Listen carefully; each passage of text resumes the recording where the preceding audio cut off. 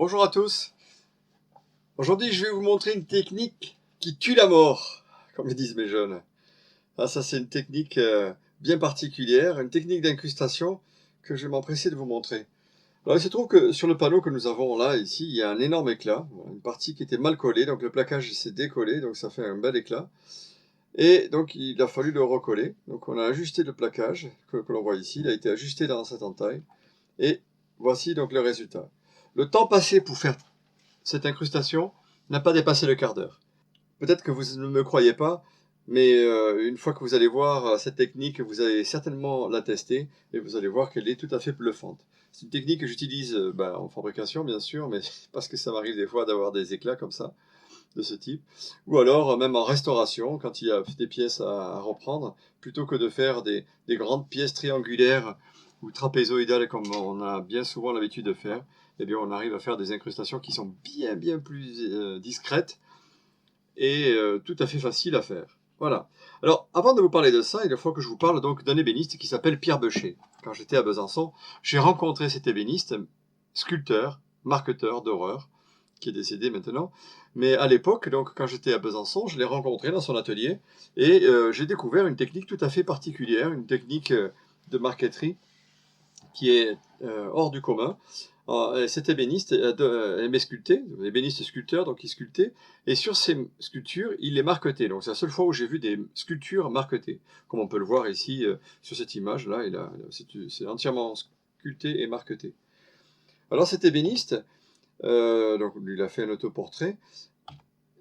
Là aussi, c'est un autoportrait. C'est la seule image que j'ai de cette marqueterie qui est très jolie, mais on voit pas tellement le détail. Bon, j'ai pas une meilleure photo que ça. En fait, là, il y a deux plaquages. Un plaquage clair, certainement un sycomore, et puis un plaquage un peu plus foncé, tel que de l'ébène. Ici, on voit donc des petits morceaux de plaquage. La marqueterie est parfaitement plate. Il faut savoir que les morceaux n'ont pas été découpés à la scie à chantourner, mais par contre incrustés. Comme il était sculpteur, en fait, il donnait un coup de gouge, et dans le coup de gouge, à l'intérieur de la cavité qu'il faisait à la gouge, qui était légèrement creuse, eh bien, il l'incrustait, il enfonçait donc du plaquage à l'intérieur, et après il l'affleurait, et ainsi de suite. Donc il a manqué encore un petit peu dans un coin, il donnait un coup de gouge, il plaquait, il affleurait, et ainsi de suite. Donc après, ça c'est la première fois la première technique qu'il a utilisée. Après, il a été un peu plus loin, il a découvert d'autres techniques, et donc moi, je l'ai rencontré, donc on a parlé un petit peu ensemble, j'ai travaillé aussi un petit peu avec lui. Et là, par exemple, voici une de mes marqueteries que j'ai fait il y a quelques années. Je n'avais pas de cheveux gris à l'époque. Et donc, pour faire cette marqueterie, je n'ai pas du tout utilisé de scie. J'ai utilisé uniquement un ciseau de couture pour découper et dégrossir le plaquage. Et après, donc, j'ai incrusté. Donc, en fait, j'ai commencé par faire le fond. C'est-à-dire que j'ai d'abord plaqué le plaquage qui faisait le visage. Et après, donc, par exemple, les sourcils, c'est quelque chose que j'ai sculpté. Et après, j'ai fait rentrer le plaquage à l'intérieur. Et j'ai terminé, en fait, par les cheveux. Et puis par le fond qui est ici. Voilà. Et parfois, donc, si le coup de gouge était léger, donc vous pouvez avoir un petit dégradé comme on voit ici. Donc tous les plaquages que l'on voit ici, ce sont des plaquages qui sont incrustés à la gouge. Donc m'en vient à vous parler donc de cette technique-là, c'est-à-dire que ce plaquage-là, je vais le faire rentrer dans cette entaille.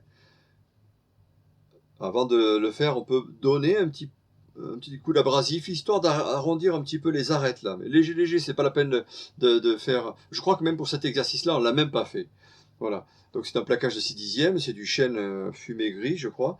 Et donc ce plaquage-là va venir s'incruster au milieu. Donc voilà, découper le plaquage, un peu plus grand, environ 5 mm en plus. Et on a mis la colle, voilà, et on l'a plaqué.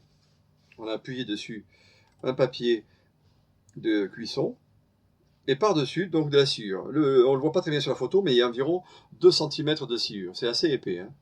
Cette sciure-là, il ne faut pas bien faire attention qu'il n'y ait pas d'éclat de bois. Il faut vraiment qu'elle soit fine. Quoi. Voilà, il ne faudrait pas qu'au moment du serrage, eh bien, qu'on vienne serrer une petite cale de bois malheureuse qui serait dans les copeaux et qui viendrait écraser le bois. Quoi. Voilà. Alors, une bonne cale pour serrer bien fort.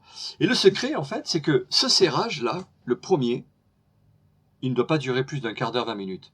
L'hiver, peut-être un quart d'heure, 20 minutes maximum. L'été, s'il fait très chaud, ça peut même aller jusqu'à 5 minutes.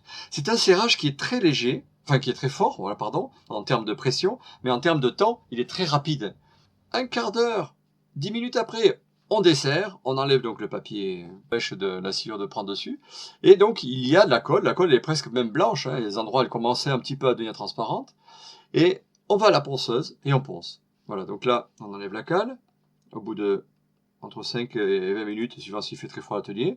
Voilà, on voit que le plaquage il commence déjà à s'incruster un petit peu. Bon, sur la photo on voit pas très bien, mais la colle, elle n'est pas sèche du tout, hein.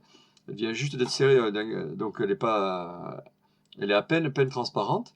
Et on va à la ponceuse, et à la ponceuse, surtout, le secret il est là aussi, le deuxième secret, c'est qu'il ne faut pas poncer complètement et chercher à fleurer. Là en fait on laisse environ 1 à 2 dixièmes de plaquage.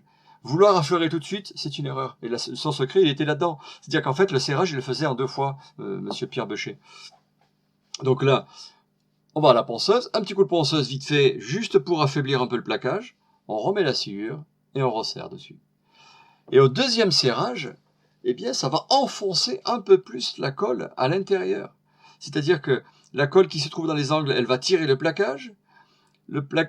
Comme les bords sont affaiblis, le plaquage donc va s'effondrer dans l'entaille. Et ici, on avait un petit éclat, ça faisait comme un filet d'environ 5 mm, et le plaquage est pleinement rentré à l'intérieur. Le deuxième serrage, lui, par contre, on peut le laisser une nuit. Voilà, on fait ça la veille. Le lendemain, on enlève la cale, on va à la ponceuse et on la fleure. Voilà. Là, on voit le lendemain, voilà ce que ça donne, hein, au deuxième serrage. On a vraiment le plaquage. Je reviens un peu derrière pour qu'on voit comment c'est. Ici, le plaquage, là, il est presque à fleur ici. Au deuxième serrage, à cet endroit-là, là où il y a le filet, eh bien, on voit que le plaquage, il est rentré, quoi. Il est vraiment rentré à l'intérieur de son encoche. Et là, maintenant, si je vais à la ponceuse et que je ponce là, on obtient ça. Le joint est invisible. Alors c'est assez magique, vraiment, je vous invite à faire l'expérience, ça va pas vous prendre longtemps parce que ça coûte peut-être un quart d'heure ou 20 minutes de temps de trouver la cale, la sciure et le papier, et c'est vraiment très très efficace. Et moi je me souviens de nombre de fois où des fois dans les angles comme ça il y a un petit éclat, oh ben il y a un éclat monsieur, comment je fais? Ben là, et puis ben, on donne un petit coup de ciseau et puis on fait un petit triangle, et c'est vraiment vilain comme tout, hein, dans les restaurations, le nombre de fois où on voit ces triangles. Donc là, j'espère que désormais, vous ferez des restaurations avec beaucoup plus de finesse, et donc on ne verra plus du tout les incrustations faites. Voilà. Donc moi j'ai déjà testé avec la colle blanche, j'ai testé avec la colle à chaud aussi, ça marche très bien aussi avec la colle à chaud. Par contre, il faut utiliser des cales au préalablement chauffées. Bon, c'est pas très compliqué non plus, il suffit de la poser délicatement sur un fer à passer pendant tout le temps où on va chercher la sciure et le papier suiffé. Et donc la cale est bien chaude et on serre dessus. J'espère que cette vidéo vous a plu et que vous allez tester cette technique. Et comme moi, je pense que vous allez être bluffé.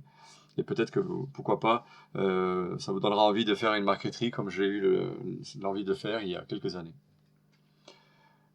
Je vous donne rendez-vous à une prochaine vidéo. Au revoir, à bientôt.